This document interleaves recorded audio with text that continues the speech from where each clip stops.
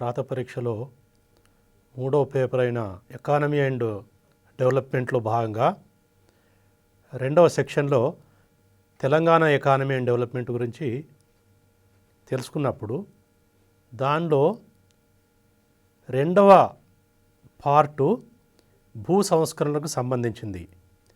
ఈ భూ సంస్కరణలో మనము 4 అంశాల గురించి తెలుసుకుంటాము. ఒకటి, అబాలిషన్ ఆఫ్ జాగీర్దారీ మరియు ఇనాందారీ సిస్టమ్స్ గురించి. రెండవది, కౌలు సంస్కరణలు.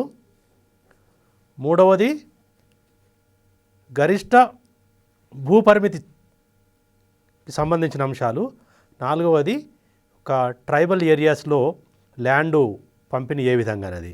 ఇప్పుడు గరిష్ట పరిమితి, భూగరిష్ట పరిమితులు ఎలా ఉండాలి, వాటికి ఎటువంటి చట్టాలు చేయడం జరిగింది, వాటి వలన లాభపడ్డారా, లాభపడితే ఎంతమంది పడ్డారు, ఆ చట్టాలు అమలులో కలిగిన ఇబ్బందులు ఏంటి, వీటి గురించి మనము ఇప్పుడు క్షుణ్ణంగా పరిశీలిద్దాము. అయితే ల్యాండ్ సీలింగ్స్ గురించి మనం తెలుసుకునేటప్పుడు వీటి యొక్క ఆవశ్యకత ఏంటి, భూమి గురించి గరిష్ట పరిమితి విధించాల్సిన అవసరం ఏముంది, దీనికి సంబంధించి తెలుసుకున్నప్పుడు ఇంతవరకు ఏవైతే కౌలు సంస్కరణలో భాగంగా భూ పంపిణీ జరిగిందో దాని వలన వేల ఎకరాలు ఇంకా భూస్వాముల చేతిలోనే ఉన్నట్టు మనకు తెలుసు. అంటే కౌలు సంస్కరణలు కూడా భూ పరిమితిని నియంత్రించలేదు. దీనికి తోడు మనకు స్వతంత్రం వచ్చిన తర్వాత ప్రణాళిక సంఘము మరియు నేషనల్ డెవలప్మెంట్ కౌన్సిల్ ఇవి కూడా మన దేశంలో భూ సంస్కరణలు ఏ విధంగా అమలు జరిగాయి వాటి గురించి కొంచెము పరిశోధన చేసిన తర్వాత వాళ్ళకు తెలిసిన విషయం ఏంటంటే దాదాపు 55% కౌలుదారులకు ఎటువంటి రక్షణ లేదు. 1963 ఆ ప్రాంతంలో 1,35,000 కౌలుదారులకు, ఎవరైతే దాదాపు 8,60,000 ఎకరాలు దున్నుతున్నారో వాళ్లకు ఎటువంటి ప్రొటెక్షన్ లేదనేది తెలియడం జరిగింది. ఇక రెండవ నేపథ్యం ఏంటంటే మనము స్వతంత్రంగా వచ్చిన తర్వాత అభివృద్ధి పథంలో పయనించాలనుకున్నప్పుడు మనం ఒక రాజ్యాంగాన్ని కూడా రచించడం జరిగింది. రాజ్యాంగాల్లో కొన్ని నిర్దేశక సూత్రాలు, directive principles of state policy కూడా దీనిలో భూ సంస్కరణలకు పరోక్షంగా దోహదపడే విధంగా చేశాయి. సో దీంట్లో ముఖ్యంగా మనం 2 ఆర్టికల్స్ నుంచి ఇక్కడ చెప్పాల్సిన అవసరం ఉంది. డైరెక్టివ్ ప్రిన్సిపల్ ఆఫ్ స్టేట్ పాలసీలు ఆర్టికల్ 38 మరియు ఆర్టికల్ 39, ఈ 2 వీటికి సంబంధించిన అంశాన్ని ప్రత్యక్షంగా మరియు పరోక్షంగా చెప్పడం జరుగుతుంది. ఆర్టికల్ 38 ఏం చెప్తుందంటే మనకు సామాజిక, ఆర్థిక, సామాజిక, రాజకీయ సమానత్వం రావాలి, ensure economic, social and political equality, ఇది ఆర్టికల్ 38 చెప్తుంది.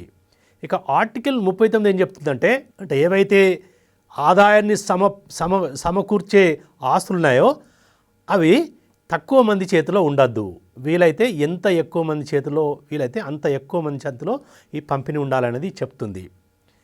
సో దీనికి తోడు దేశంలో ఒక రకమైన అన్రెస్ట్, అది కౌలుదారులో కానీ, దున్నేవారిలో కానీ, మరియు వ్యవసాయ కార్మికులు కానీ ఆ పరిస్థితుల్లో కొంచెము అన్రెస్ట్ కొంచెము ఈ వర్గాలలో గోచరించడం జరిగింది.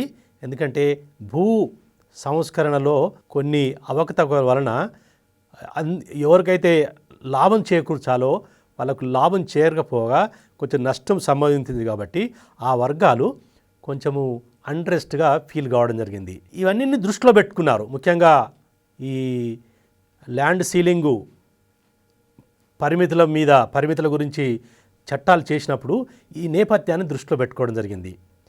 అయితే మనకు అంతవరకు ఈ యొక్క భూ పరిమితి చట్టాలు లేవా, వాటికి సంబంధించిన ఎటువంటి అంశాలను ప్రభుత్వాలు పట్టించుకోలేదంటే మనకు హైదరాబాద్ స్టేట్లోనే ఒక అగ్రికల్చర్ రిఫార్మ్ కమిటీ వీటిపై కొంచెం దృష్టి పెట్టింది. అంటే మనకు ఆంధ్రప్రదేశ్ ఏర్పడకముందే హైదరాబాద్ స్టేట్ ఉన్నప్పుడు వీటిపై కొంచెం దృష్టి పెట్టింది. ఆ దృష్టిలో ఏం చేశారు, భూమి గరిష్టంగా ఎంత ఉండాలనేది చెప్పడం జరిగింది. ఒక కుటుంబముకు ఎంత గరిష్టంగా భూమి ఉండాలి, ఎందుకంటే గరిష్టంగా భూమి ఉండాలంటే ఎంత ఉండాలనేది దేని ప్రాతిపదిక ఈ యొక్క కమతాన్ని నిర్ణయిస్తాము. అది అంచనాల ప్రకారము ఒకవేళ ఎంతైతే భూమి ద్వారా నికర ఆదాయము ఆ కుటుంబానికి 800 రూపాయలు వస్తుందో దానికి సమానమైన భూమిని ఒక గరిష్ట పరిమితిగా తీసుకోవాలి. అంటే ఎప్పుడు 800 నికర ఆదాయం ఉన్నప్పుడు మనకు ఏదైతే బాటకం చెల్లిస్తారో, శిస్తు చెల్లిస్తారో, తర్వాత వ్యవసాయానికి ఏవైతే ఖర్చులు ఉంటాయో అవి మినహాయించగా పోనును నికర ఆదాయం అంటారు. సో 800 ఆదాయం ఎంతైతే వస్తుందో, ఎంత భూమి ద్వారా వస్తుందో దాన్ని మనము ప్రామాణికంగా తీసుకోవాల్సిన అవసరం ఉందనేది ఈ యొక్క అగ్రికల్చర్ రిఫార్మ్స్ కమిటీ అప్పుడే చెప్పడం జరిగింది.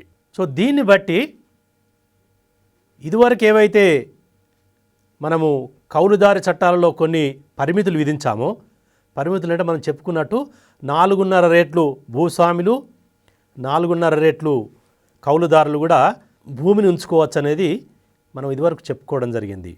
అయితే ఇక్కడ దాన్ని కొంతవరకు తగ్గించడం జరిగింది. ఈ Hyderabad state agriculture reforms committee recommend చేసిందంటే 4 రెట్ల బదులు 3 రెట్లే ఉండాలి. అంటే గరిష్టంగా వాళ్ళు ఎవరైతే భూస్వాములు కానీ వేరైతే ఉన్నారో కౌలుదారులు వాళ్ళు 3 రెట్ల కంటే ఎక్కువగా ఉండద్దు అనేది నిర్ణయించడం జరిగింది. 3 రెట్ల తర్వాత మిగతా భూమి ఏదైతే ఉంటుందో అది ప్రభుత్వానికి స్వాధీనం చేస్తే దానిని భూమి లేని వారికి లేకపోతే ఉపాంత రైతులు అంటే ఎవరికైతే 2.5 ఎకరాల కంటే తక్కువ భూమి ఉంటుందో వాళ్లకు పంపిణీ చేయాలనేది ఈ కమిటీ రికమెండ్ చేయడం జరిగింది. అయితే ఆంధ్రప్రదేశ్ ఏర్పడిన తర్వాత మనకు అటు తెలంగాణ మరియు ఆంధ్రాలో 2 ప్రాంతాల్లో ఒక్క దగ్గరికి వచ్చినప్పుడు నిర్ణయం తీసుకోవాల్సిన అవసరం వచ్చింది. ముఖ్యంగా భూ పరిమితి చట్టము ఒక ఆవశ్యకత తెలియడం జరిగింది. ఎందుకంటే ఇదివరకున్న చట్టాలు అంత ఎఫెక్టివ్గా పనిచేయలేదనేది మనం తెలుసుకోవడం జరిగింది. సో కాబట్టి 1958లోనే అంటే వచ్చిన తొందరలోనే దీనిపై చాలా డిస్కషన్ జరిగింది. డిస్కషన్లో భాగంగానే ఒక రెజల్యూషన్ కూడా అసెంబ్లీలో ఇంట్రడ్యూస్ చేయడం జరిగింది. ఇది 1958లో సీలింగు వ్యవసాయంకు సంబంధించిన భూములపై సీలింగ్ పెట్టాలి అంటే గరిష్ట పరిమితిని విధించాలనేది అసెంబ్లీలో పెట్టింది. దీనికి ప్రామాణికం ఏం తీసుకున్నారు, దీనికి ప్రామాణికంగా ఇదివరకు చెప్పుకున్నట్టు 800 ఉండే, ఇప్పుడు ఏం చేశారంటే 800 కాకుండా నికర ఆదాయము 5,300 కనుక వచ్చే భూమి ఉంటుందో ఆ భూమిని గరిష్ట పరిమితంగా నిర్ణయించాలనేది ఈ యొక్క రెజల్యూషను అసెంబ్లీలో ఇంట్రడ్యూస్ చేయడం జరిగింది. అది వ్యవసాయానికి సంబంధించిన ఖర్చులు, తర్వాత భూమి శిస్తు మిగతా అన్నీ తీసివేయగా ఏదైతే నికర ఆదాయం వస్తుందో ఆ ఆదాయాన్ని ఆధారంగా చేసుకొని గరిష్ట పరిమితి విధించాలనేది ఒక తీర్మానము అసెంబ్లీలో పెట్టడం జరిగింది. ఈ తీర్మానము సఫలీకృతం కాలేదు. ఎందుకంటే చాలా దీని మీద డిబేట్ జరిగింది. చాలామంది ఇక ల్యాండ్ సీలింగ్స్ గురించి కొంచెము ఒప్పుకోలేదు. ఎందుకంటే ఆ సమయంలో ఈ యొక్క అసెంబ్లీలో ఉన్న ఎక్కువ ప్రతినిధులకు ఎక్కువ భూస్వామ్య వర్గాల నుంచి వచ్చారు కాబట్టి ఒకవేళ ఈ చట్టం కనుక చేస్తే దానివలన నష్టం జరిగేది వారికి అనేది తెలుసు కాబట్టి తాత్సారం చేయడం జరిగింది. అయితే తాత్సారం చేసినా భారత ప్రభుత్వము నిర్ణయించుకున్నది ఏంటి, ఎట్టి పరిస్థితుల్లో కూడా భూ సంస్కరణలో భాగంగా ఈ యొక్క భూ పరిమితి చట్టాన్ని తప్పక తీసుకురావాలి. ప్రతి రాష్ట్ర ప్రభుత్వం కూడా దీనిపై చట్టం చేయాల్సిన అవసరం ఉన్నది నొక్కి చెప్పడం జరిగింది. సో దీనిలో భాగంగానే మన ఆంధ్రప్రదేశ్ ప్రభుత్వం కూడా 1961లో ఆంధ్రప్రదేశ్ భూపరిమితి చట్టాన్ని తీసుకురావడం జరిగింది. దీనిలో ముఖ్యమైన మనం అంశం ఏంటంటే 5300 ఏదైతే మనం ప్రామాణిక ఉండాలనుకున్నారో ఏది అసెంబ్లీలో పెట్టిన తీర్మానంలో, అది కాకుండా ఏదైతే ల్యాండ్ 3600 నికరాదాయాన్ని ఇస్తుందో దాని ఆధారంగానే ఏది భూపరిమితి ఉండాలనేది నిర్ణయించడం జరిగింది. అంటే 5300 కాక 3600 మాత్రమే నికరాదాయాన్ని ఇచ్చే భూమిని మనము గరిష్ట పరిమితిగా నిర్ణయించాలనేది ఈ యొక్క యాక్టు చెప్తుంది. ఈ చట్టంలోని ముఖ్యమైన అంశాలు ఏంటి? ముఖ్యమైన అంశాలు ఇది మొత్తం రాష్ట్రం అంటే అటు ఆంధ్ర ప్రాంతము ఇటు తెలంగాణ ప్రాంతంలో కూడా ఇంట్రడ్యూస్ చేయడం జరిగింది. ఈ యొక్క సీలింగ్ అనేది ఫిక్స్ చేసిన తర్వాత మిగతా ల్యాండ్ను ప్రభుత్వం టేక్ ఓవర్ చేసింది. ఇది రాకముందు 1958లో దాదాపు 70% భూమి భూస్వాముల కంట్రోల్లోనే ఉన్నది. ఒక ఫిక్స్డ్ సీలింగ్ ఏదైతే మనం నికర ఆదాయంగా నిర్ణయించబడ్డదో దాన్ని ఎకరాలకు మార్చినప్పుడు ఒక కుటుంబము ఎంత భూమిని ఉంచుకోవాలి, ఎంత భూమిని తమ వద్ద ఉంచుకొని మిగతాది సరెండర్ చేయాలి. అంచనాల ప్రకారము 27 ఎకరాల నుండి 324 ఎకరాల మధ్యలో ఒక భూమి యొక్క సారవంతాన్ని బట్టి, భూమిలో పండించే పంటలను బట్టి, ఆ భూమికి నీటిపారుదల సౌకర్యాలను బట్టి వీటన్నిటి దృష్టిలో పెట్టుకొని ఈ యొక్క సీలింగ్ అనేది నిర్ణయించబడ్డది. ఈ సీలింగ్ భూపరిమితి 27 ఎకరాలు మరియు 324 ఎకరాల మధ్య ఉండడం జరిగింది. అంటే మనము చూడండి, ఈ రెండింటి మధ్య వ్యత్యాసాలు అంటే ఈ యొక్క భూమిలో రకాలను మనము పరోక్షంగా గమనించవచ్చు. అంటే అంతే ఆదాయం రావాలంటే 3600 రూపాయలు ఆదాయం రావాలంటే అది 27 ఎకరాలు సాగు చేస్తే రావచ్చు, లేదా 324 ఎకరాలు సాగు చేస్తే వచ్చే అవకాశం ఉంది. అంటే అదే ఆదాయం రావాలంటే మనము కొన్ని ప్రాంతాలలో ఎక్కువ భూమిని సాగు చేయాల్సిన అవసరం ఉంది.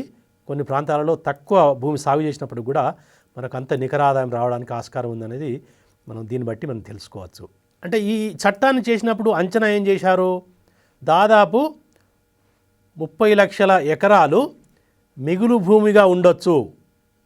అంటే దీన్ని బట్టి మనం సీలింగ్ విధించిన తర్వాత మిగతా భూమిని మనకు సరెండర్ చేస్తే దాదాపు ప్రభుత్వ ఆధీనంలోకి 30,000 ఎకరాల భూమి వచ్చే అవకాశం ఉందనేది అంచనా వేయడం జరిగింది.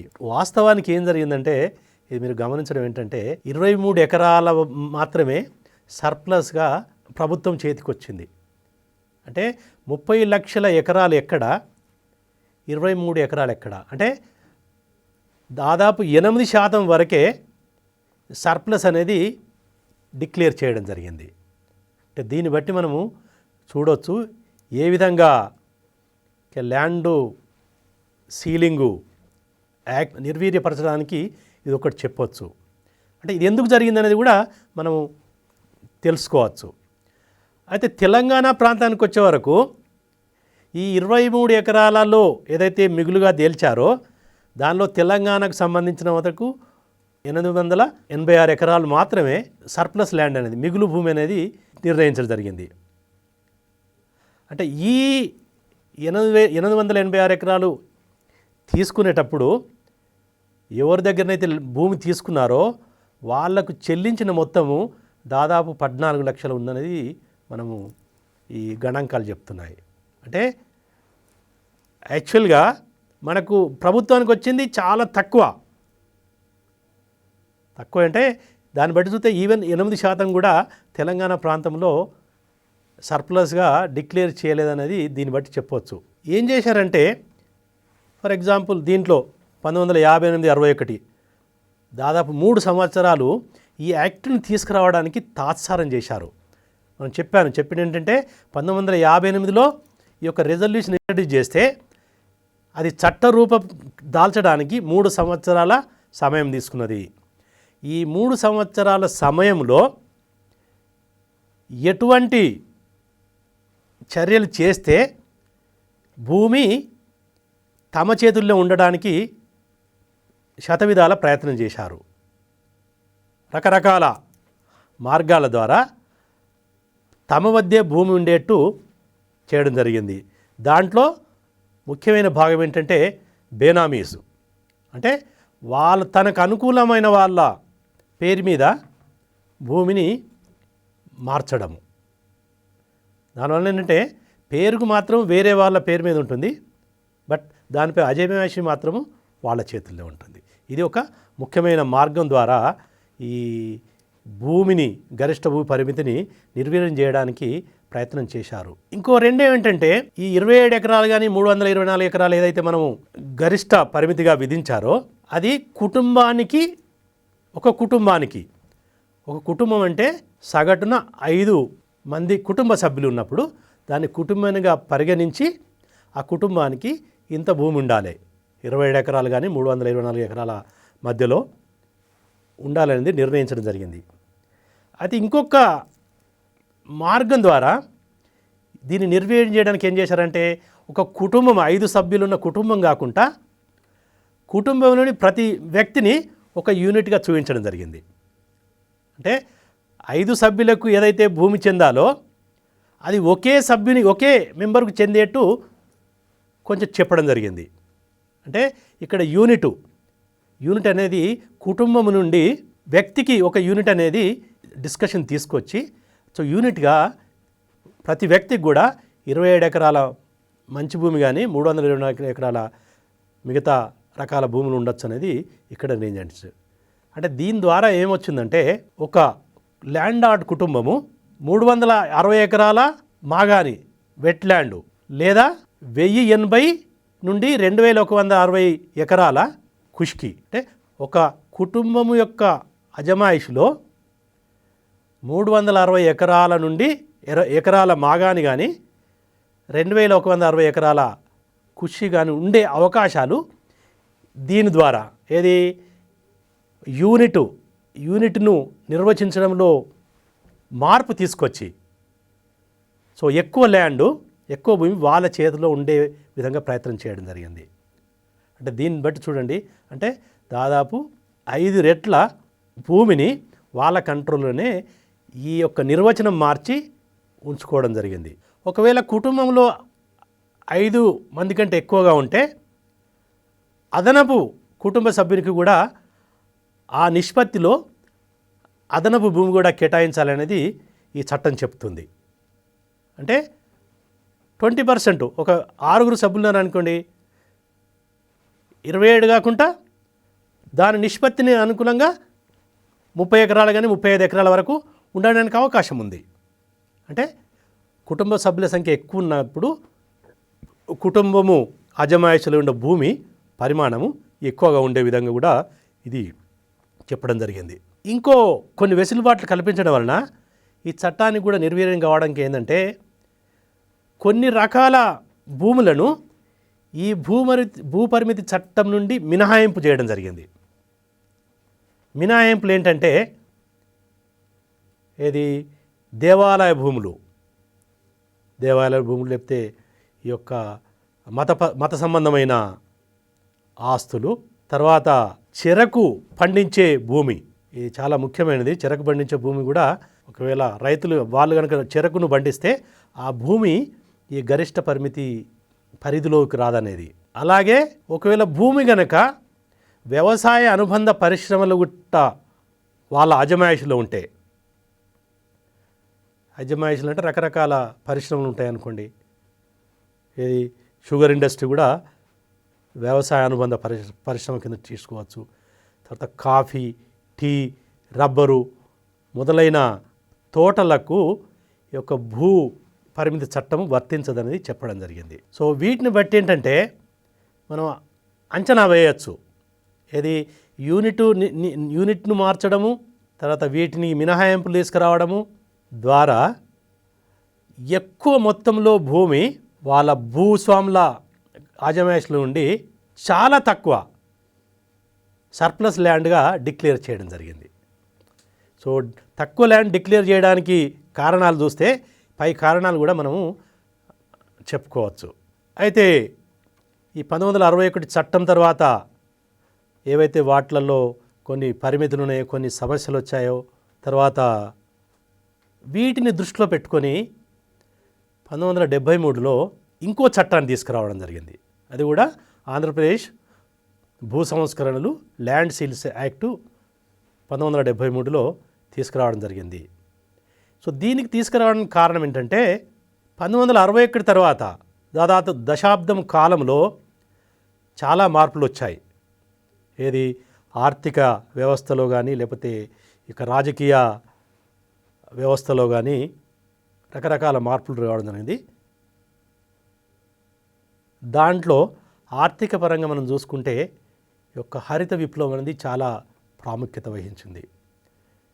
ఈ హరిత విప్లవం ఏంటంటే వ్యవసాయ రంగంలో సో ఉత్పాదకతను పెంచే దశలో కొన్ని చర్యలు చేపట్టడం జరిగింది.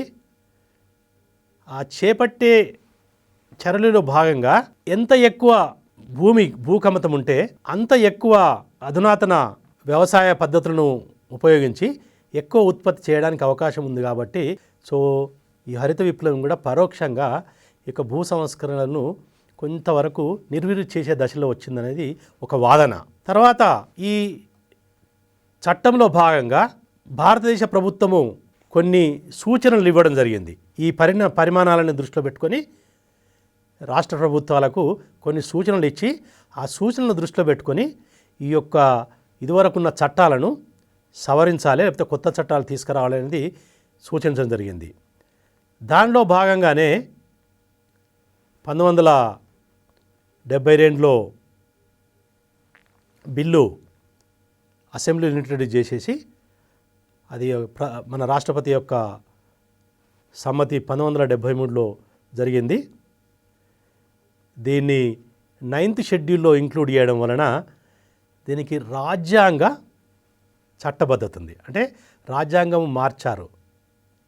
ఈ 34వ రాజ్యాంగ సవరణలో భాగంగానే ఈ 1973 యాక్ట్ ఉంది. అంటే దీనిలో ముఖ్యమైన అంశం ఏంటంటే దీనిని జ్యుడిషియల్ రివ్యూ పరిధిలో ఉండదు. అంటే న్యాయ వ్యవస్థ దీన్ని ప్రశ్నించే ఆస్కారము ఉండదు. ఇక్కడ మిగతా ఏవైతే చట్టాలు ఉన్నాయో అవి న్యాయ వ్యవస్థలో మనము డిస్కస్ చేయడానికి, దానిలో రివ్యూ చేయడానికి, మారడానికి కూడా అవకాశాలు ఉంటాయి. బట్ రాజ్యాంగ మార్పు కాబట్టి ఈ యొక్క న్యాయ పరిధిలో రాకుండా ఈ చట్టాన్ని తీసుకురావడం జరిగింది. ఈ గైడ్ లైన్స్లో నేను చెప్పాను కదా, ఈ చట్టం తీసుకునే ముందు ఈ యొక్క కేంద్ర ప్రభుత్వం కొన్ని సూచనలను రాష్ట్ర ప్రభుత్వం చేయడం జరిగింది. దాంట్లో భాగంగా ముఖ్యమైన అంశం ఏంటంటే ప్రామాణిత కమతము. అది ఒక డిసైడ్ చేయడం. ప్రామాణిత కమతము అంటే ఐడియల్గా ఎంత భూమి ఉండాలి దాన్ని దృష్టిలో పెట్టుకోవాలి. అంటే ఎంత భూమి ఉండాలనేది మనం నిర్ణయించుకున్నప్పుడు ఇక ప్రామాణిత కమతము గురించి అవగాహన ఉండాలి. ఈ యొక్క ప్రామాణ కమతం అనేది ఒక యూనిట్కు ఎంత ఉండాలి. ఇదివరకు ఒక యూనిట్ను కుటుంబం నుండి వ్యక్తికి మార్చడం వలన కొంత ఎలా జరిగిందో ఇక్కడ క్లియర్గా ఈ ప్రామాణిత కమతం అంటే ఒక యూనిట్కు ఎంత భూమి ఉండాలి. ఒక యూనిట్ అంటే 5 కుటుంబ సభ్యులు. 5 కుటుంబ సభ్యులలో ఎవరెవరు ఉంటారు? భర్త, భార్య, 3 చిన్నపిల్లలు. అంటే 3 minor children, husband and wife. వీళ్ళ 5గురిని కలిపితే ఒక యూనిట్ కింద ఆ యూనిట్కు ప్రామాణిక కమతమును నిర్ణయించడం జరిగింది. ఒకవేళ భార్యాభర్తలైనప్పుడు వారసత్వంగా భర్తకు భూమి రావచ్చు, భార్యకు రావచ్చు. కానీ ప్రామాణిక కమతం నిర్ణయించినప్పుడు ఇద్దరి భూమిని కూడా క్లబ్ చేయడం జరిగింది. అంటే ఇద్దరికి కలిపి నిర్ణయించారు కంబైన్డ్గా. సో అది సపరేట్గా చూపించే అవకాశం లేదు. సో దీన్ని బట్టి ఇదివరకు ఎవరైతే హస్బెండ్ వేరే అని, వైఫ్ వేరే అని అప్పుడప్పుడు మనం వింటుంటాము. ఎందుకంటే ఈ యొక్క భూమిని వేరే సర్ప్లస్గా డిక్లేర్ చేయొద్దంటే హస్బెండ్ వేరే సపరేట్ యూనిట్ అని, వైఫ్ సపరేట్ యూనిట్ అని అప్పుడప్పుడు మనం విడాకులు తీసుకున్నట్టు కూడా మనము గమనించవచ్చు. సో దాన్ని దృష్టిలో పెట్టుకొని ఇక్కడ వాళ్ళకి సపరేట్ భూమి వేరుగా ఉన్నప్పుడు ఆ రెండిని కలిపే నిర్ణయించడం జరుగుతుంది. ఒకవేళ పిల్లలు కనుక ఎక్కువ మంది ఉంటే వాళ్ళకి అడిషనల్గా ల్యాండ్ ఆ నిష్పత్తి ప్రకారం ఉంటుంది. బట్ ఎట్టి పరిస్థితుల్లో కూడా ప్రామాణిత కమితానికి డబుల్ ఉండొద్దు. ఎంతమంది పిల్లలు ఉన్నప్పుడు కూడా ప్రామాణిత కమితం ఎంతైతే అనుకున్నామో దానికి 2 రెట్ల కంటే ఎట్టి పరిస్థితులలో ఆ కుటుంబానికి అంతకంటే ఎక్కువ భూమి ఉండొద్దు. దీంట్లో చిల్డ్రన్ ఒకవేళ పిల్లలు కనుక పెద్దవాళ్ళైతే వాళ్ళని సపరేట్ యూనిట్గా నిర్ణయించడం జరిగింది. సో ఈ సూచనలు ఏవైతే కేంద్ర ప్రభుత్వం ఇచ్చామో ఈ సూచనలన్నింటినీ ఆంధ్రప్రదేశ్ ప్రభుత్వం దృష్టిలో పెట్టుకోవడం జరిగింది. సో మనకు ప్రామాణిత కమతం గురించి మనం అన్నప్పుడు ప్రామాణిత కమతము ఏ ఆధారంగా నిర్ణయించబడ్డది? ఇదివరకు చెప్పుకున్నట్టు కూడా ఇక్కడ కూడా ఇది భూమిని దేనికి వాడుతున్నారు, భూమిలో ఎటువంటి పంటలు పండిస్తున్నారు, ఆ భూమిని దున్నడానికి యొక్క నీటిపారుదల సౌకర్యం ఉన్నదా లేదా, లేకపోతే వర్షంపై ఆధారపడ్డాయా, ఇవన్నింటి దృష్టిలో పెట్టుకొని కూడా ప్రామాణిత కమతము నిర్ణయించబడ్డది.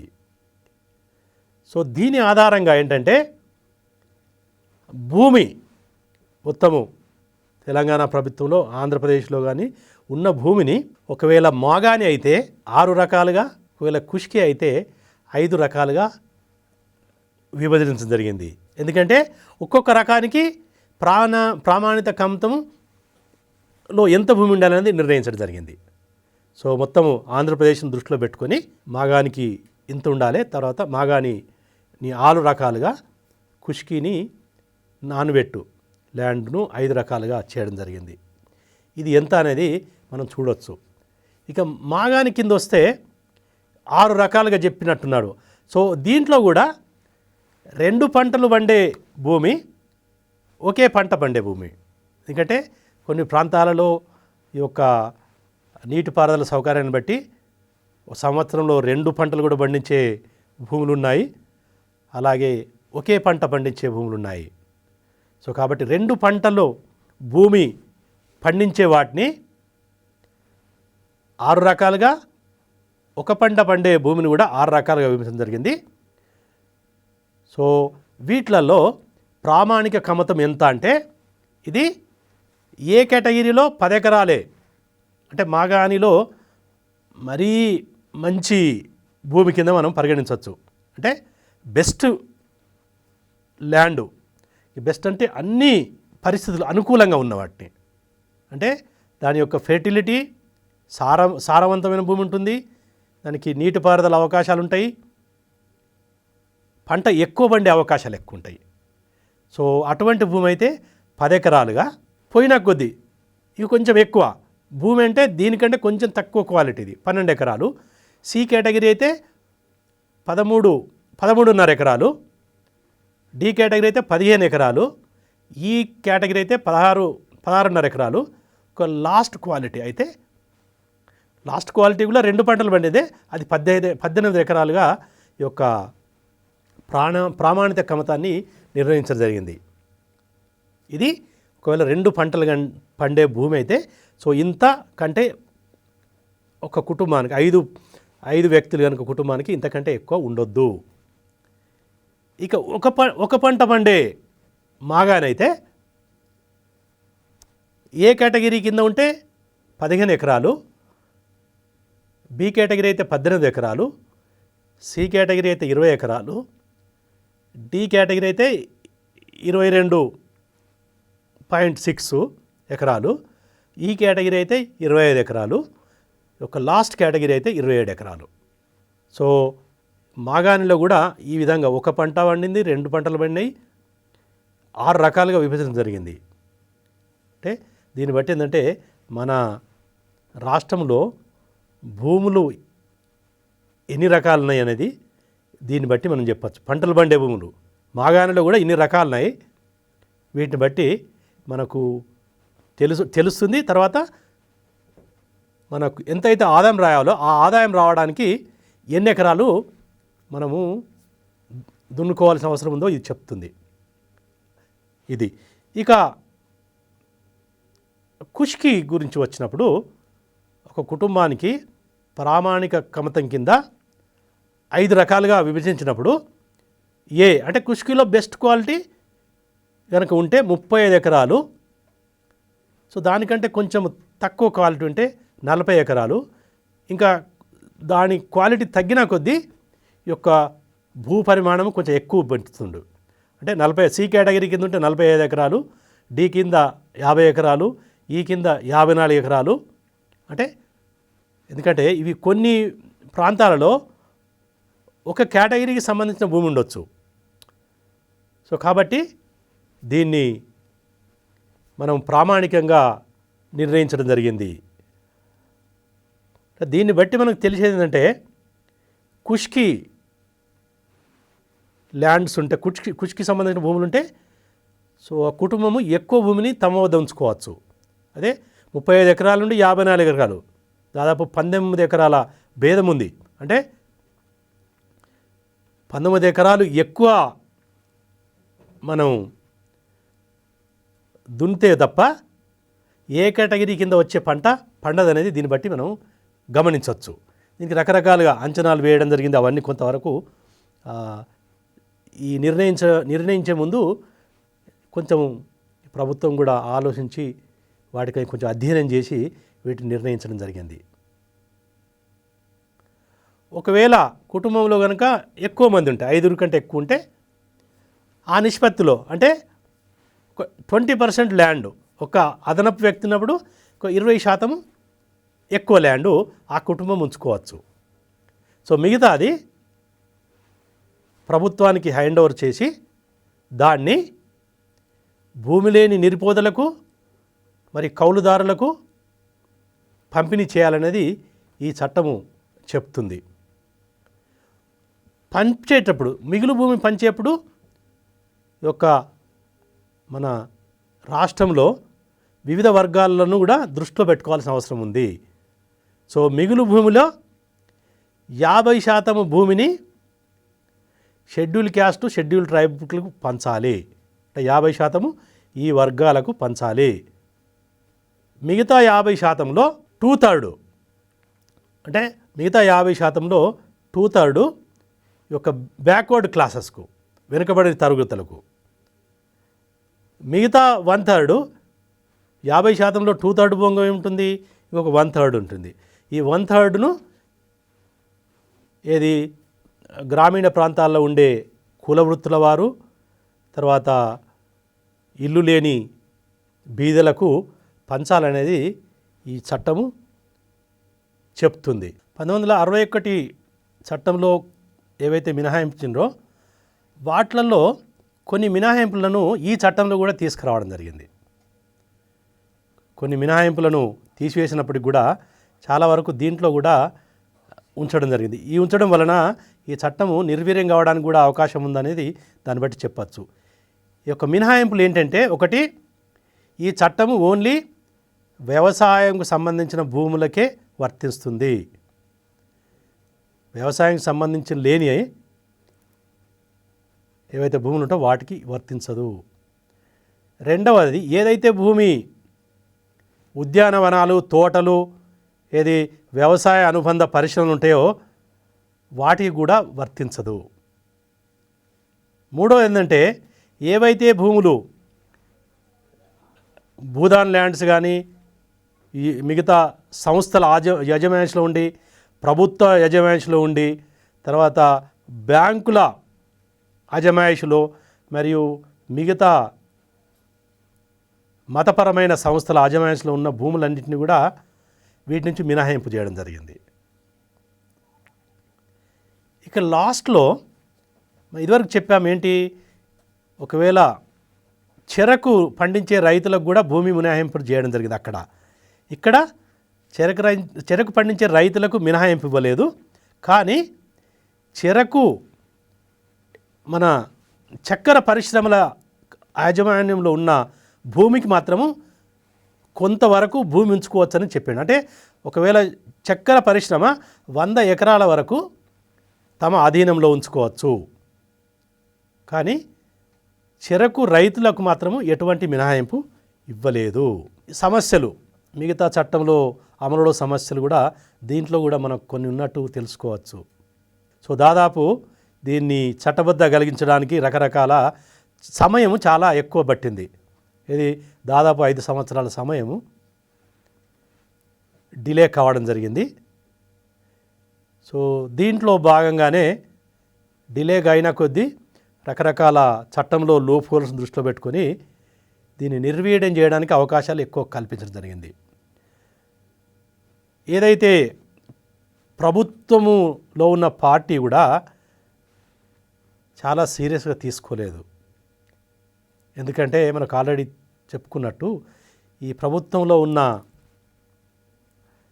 ఎక్కువ ప్రతినిధులు ఆ సమయంలో ఎక్కువ భూమి కలిగిన వాళ్ళే కాబట్టి సో దాని ఇంప్లిమెంటేషన్లో కొంత తాత్సారము జరిగింది. ఇక ప్రభుత్వ యంత్రాంగం కూడా సరి అయిన చర్యలు తీపట్టలేదు. ఎందుకంటే చట్టం చేసిన తర్వాత అది అమలు కావాలంటే అది యంత్రాంగం చేయాలి. యంత్రాంగం చేయాలంటే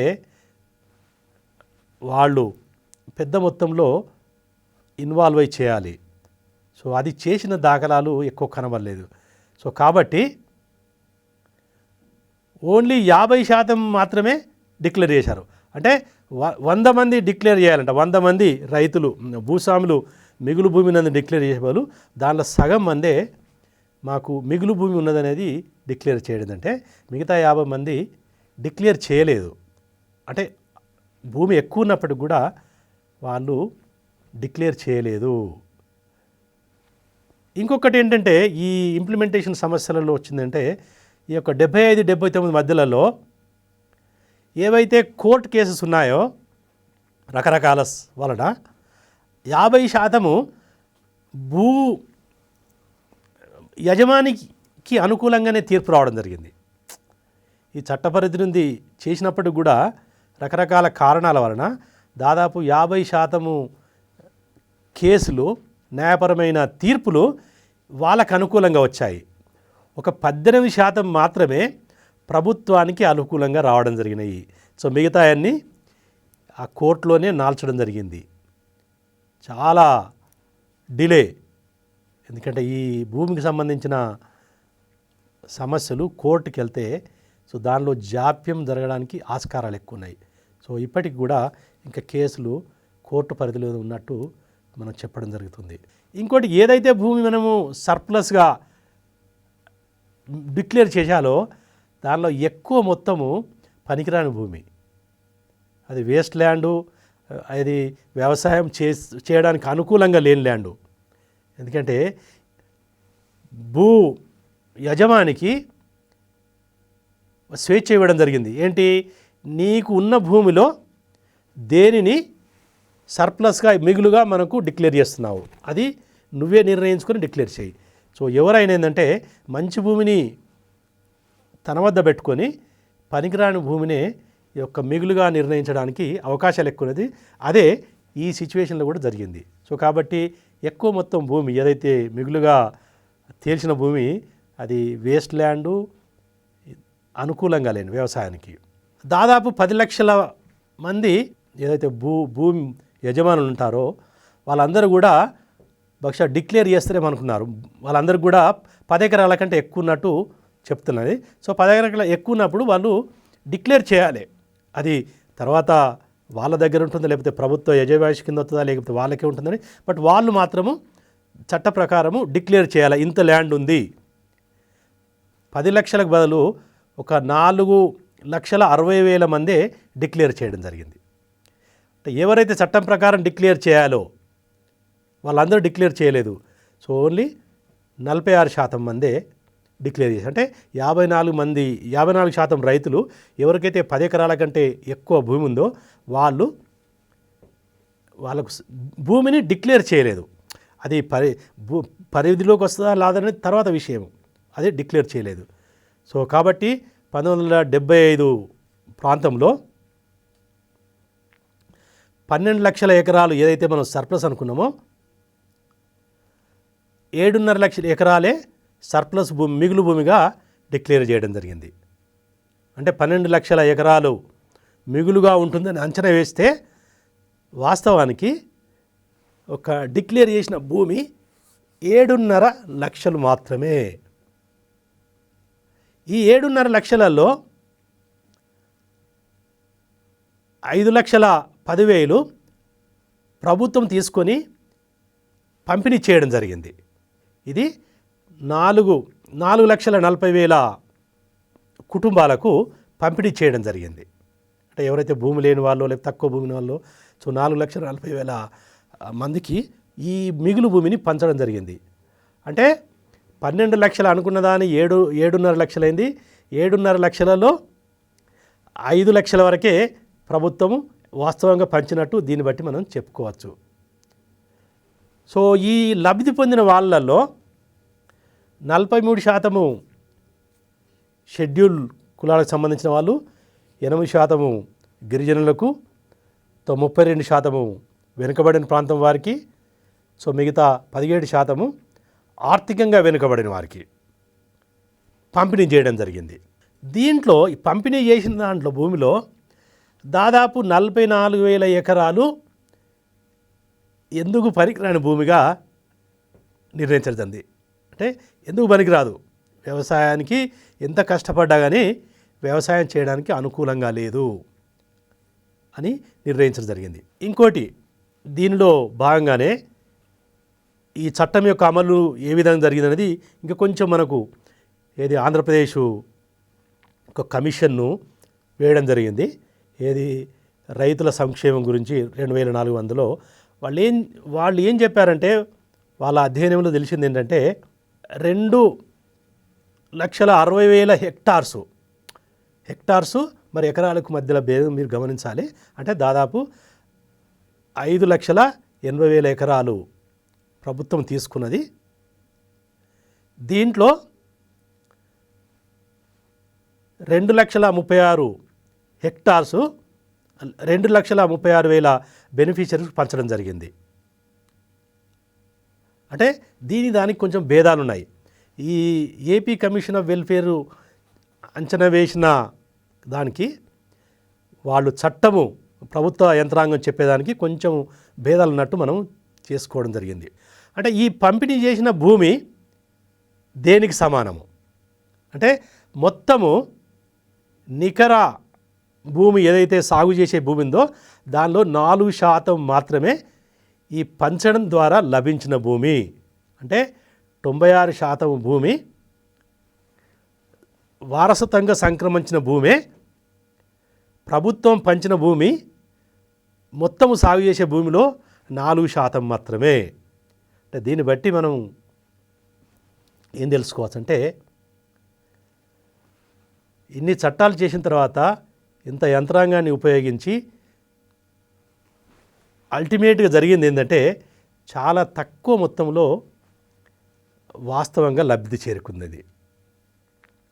సో దీనికి సంబంధించిన మరికొన్ని అంశాలు యాక్చువల్గా, సో దీనిలో భాగంగానే మనకు ఇంకొక చట్టం గురించి చేసిందని అబాలిషను, అసైన్ ల్యాండ్ అబాలిషన్ గురించి కూడా మనం చెప్పవచ్చు. దీనిలో ఇన్ని చట్టాలు చేసినప్పటికి కూడా ఈ యొక్క భూమిని బదలాయింపును ఆపలేకపోయినాయి. రకరకాల మార్గాల ద్వారా భూమిని బదలాయించడం చేయడం జరిగింది, రకరకాల మార్గాల ద్వారా. అంటే వాస్తవానికి ఎవరైతే ఇల్లీగల్గా భూమిని పొందారో వాళ్ళ భూమిని స్వాధీనపరచుకోవచ్చు. ఈ భూమిని ఎవరైతే ఒరిజినల్గా భూమి ఉన్నదో వాళ్ళకి ఇవ్వడానికి అవకాశం ఉండే. ఒకవేళ ఒరిజినల్గా ఎవరికైతే భూమి చెందిందో వాళ్ళు కనుక లేకపోతే ప్రభుత్వం తీసుకోవడానికి అనుకూలంగా ఉండే. ఒకవేళ ఎవరికైతే అలాట్ చేశారో భూమి వాళ్ళు కనుక ఎవరికైనా అమ్మితే అది చట్టవిరుద్ధంగా భావించి అది ప్రభుత్వం తీసుకోవడానికి అవకాశం కల్పించింది. ప్రభుత్వం టేక్ ఓవర్ చేసి అది హౌసింగ్ కానీ, టూరిజం కానీ, లేకపోతే ఇన్ఫ్రాస్ట్రక్చర్ డెవలప్మెంట్ కానీ వాడుకోవడానికి ఈ చట్టము అనుకూలంగా నిర్ణయం చేయడం జరిగింది. అంటే ఒకవేళ భూమి ట్రాన్స్ఫర్ను రద్దు చేస్తూ ఈ కొన్ని మినహాయింపులు ఇవ్వడం వలన వాస్తవానికి ఈ చట్టం కూడా అంత ఎక్కువ ప్రభావం చూపలేదనేది మనం దీని ద్వారా చెప్పుకోవచ్చు. వీటన్నిటి దృష్టిలో పెట్టుకొని మన 2004 సంవత్సరంలో అప్పటి ప్రభుత్వంలోని మంత్రి అయిన కోనేరు రంగారావు ఆధ్వర్యంలో ఒక కమిటీని నియమించడం జరిగింది. ఈ కమిటీ డిసెంబర్ 2004లో అపాయింట్ చేయడం జరిగింది. ఈ కమిటీ విస్తృతంగా భూమికి సంబంధించిన అంశాలను, భూ పంపిణీకి సంబంధించిన అంశాలను పై అధ్యయనం చేసి చాలా విషయాలను చెప్పడం జరిగింది. తర్వాత చాలా ప్రభుత్వానికి సూచనలు కూడా ఇవ్వడం జరిగింది. ఈ కోనేరు రంగారావు ల్యాండ్ కమిటీ యొక్క చేయాల్సిన పనులు ఏంటంటే దాని ప్రకారము ఒక ప్రాబ్లమ్స్ ఏమున్నాయి, ల్యాండ్ డిస్ట్రిబ్యూషన్ సంబంధించిన సమస్యలు ఏమున్నాయి, అవి ట్రైబల్ ఏరియాస్లో ల్యాండ్కి సంబంధించినవి కానీ, తర్వాత మిగతా సమస్యలకు సంబంధించిన వాటిని చేయాల్సిన అవసరం ఉందనేది చెప్పడం జరిగింది. సో ఇవి చాలా పరిధిలో ఎక్కువ ఉన్నాయి.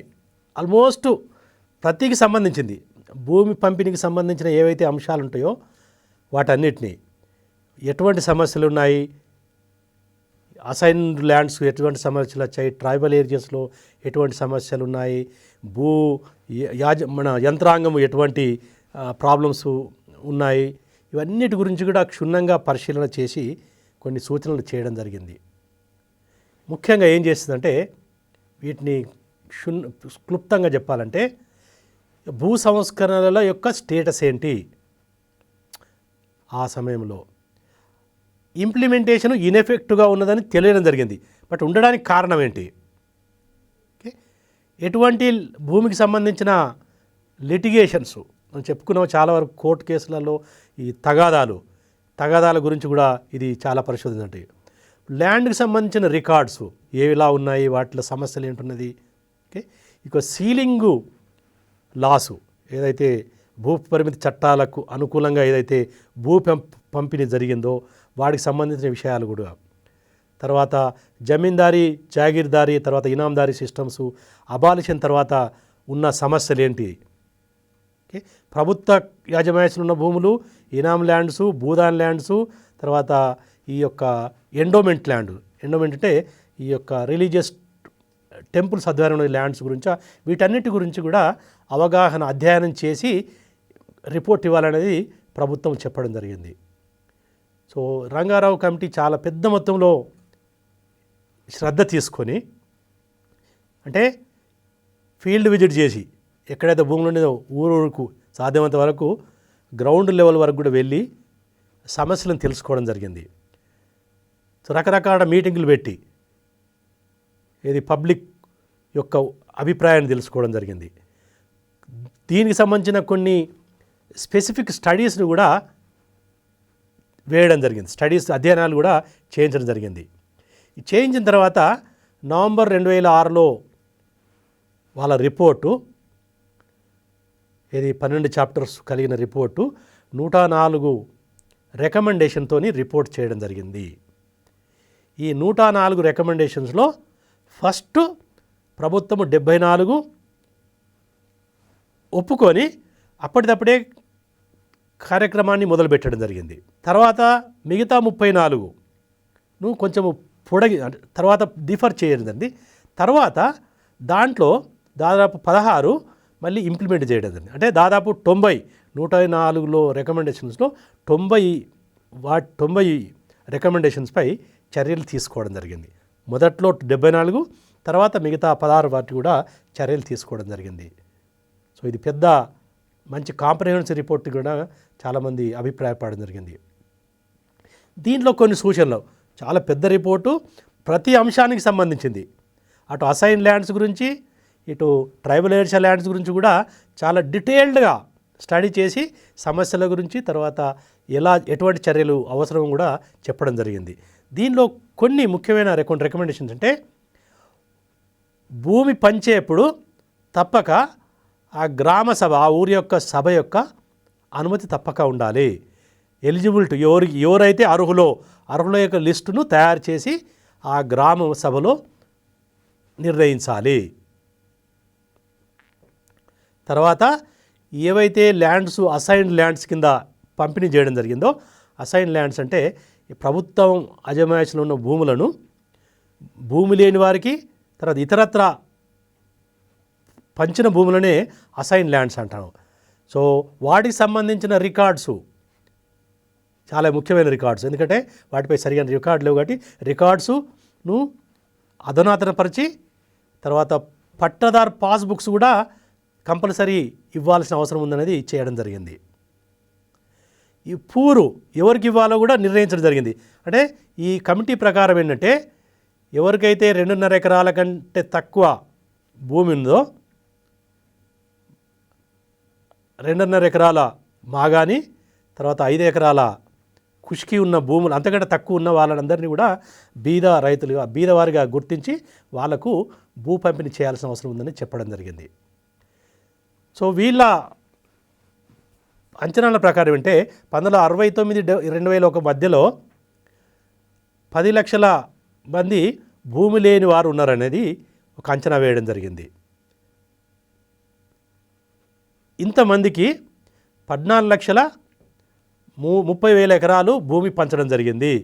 1969-2001 మధ్యలో ఈ యొక్క అసైన్ ల్యాండ్ ఏదైతే ఉందో దాన్ని ఇంతమంది భూమి లేని వారి మధ్యలో ఇంత ల్యాండ్ను పంచినట్టు మనం చెప్పడం జరిగింది.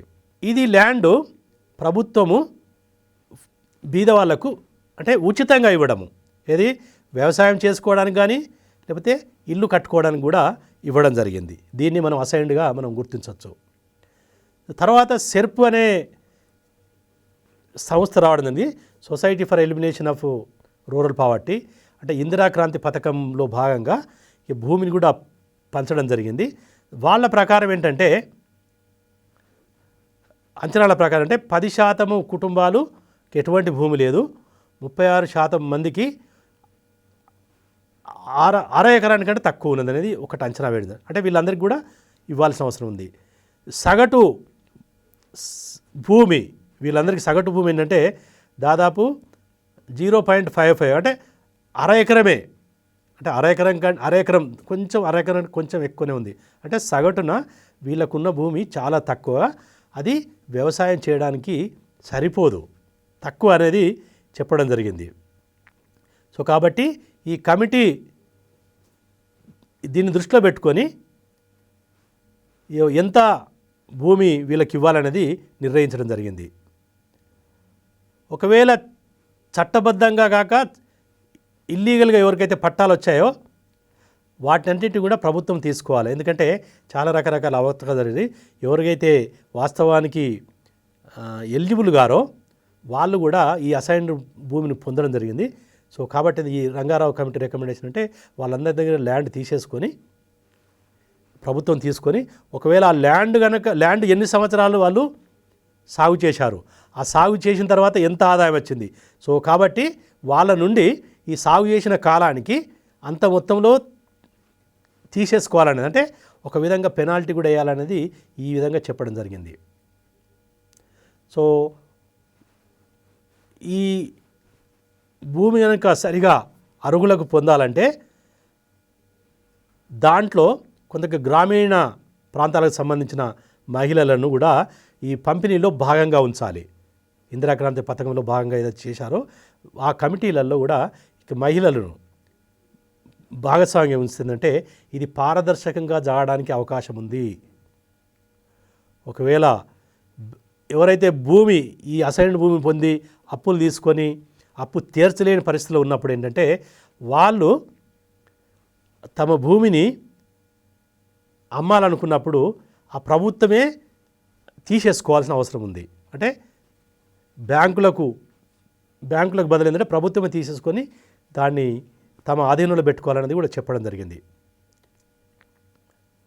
సో దీన్ని బట్టి ఏంటంటే అంచనా వేసిందంటే ఆంధ్రప్రదేశ్లో 14 రకాల భూములు వ్యవసాయానికి అనుకూలంగా ఉన్నాయనేది,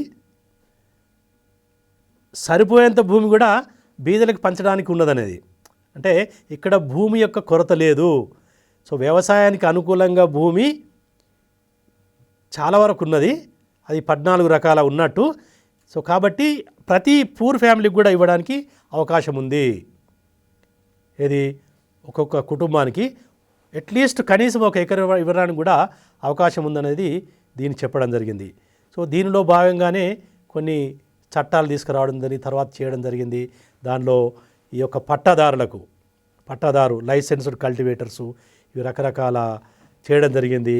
ఎందుకంటే వాళ్ళకు టెనెంట్స్ ఉన్నప్పుడు, కౌలుదారుగా ఉన్నప్పుడు వాళ్ళకు మిగతా ఫెసిలిటీస్ రావాలంటే, ఎందుకంటే వాళ్ళు అప్పులు తీసుకోవాలంటే కూడా వాళ్ళకు కొన్ని అర్హత ప్రామాణిక పత్రాలు ఉండాలి. సో అందులో భాగంగానే ఒక లైసెన్స్ కల్టివేటర్స్ యాక్ట్ అనేది చట్టం తీసుకురావడం జరిగింది. దీన్ని బట్టి ఏంటంటే ప్రతి కౌలుదారు ఎవరైతే భూమిని ఓనర్ కానప్పుడు కూడా భూమిని చేసినప్పుడు అతనికి మిగతా సదుపాయాలను కలగజేయాలంటే వాళ్ళకు లోనుకు అంటే అప్పు తీసుకోవడానికి అర్హత ఉన్నదనే ఒక ప్రామాణిక పత్రాన్ని ఇవ్వాలనేది ఈ చట్టం చెప్తుంది. దాని ప్రకారం దాంట్లో కొంతమంది బెనిఫిట్ కావడం జరిగింది. దీని ఇంపాక్టు చాలా వరకు ఉండడం జరిగింది. ఎందుకంటే 2011-12 మధ్యలో దాదాపు 17,40,000 మంది, దాదాపు 39% ఈ ప్రామాణిక పత్రం గురించి అప్లై చేస్తే దానిలో 76% ఇవ్వడం జరిగింది. దాంట్లో 90% యాక్చువల్గా ఈ పత్రాన్ని పొందడం జరిగింది.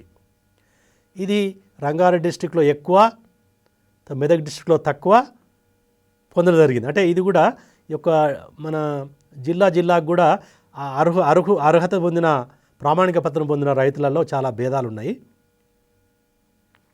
సగటున ఎంత పే చేశారనేది ఇది కూడా కొన్ని అంటే దాదాపు 10,936 రూపాయలు. మాగాణి భూమిని 1 ఎకరం మాగాన్ని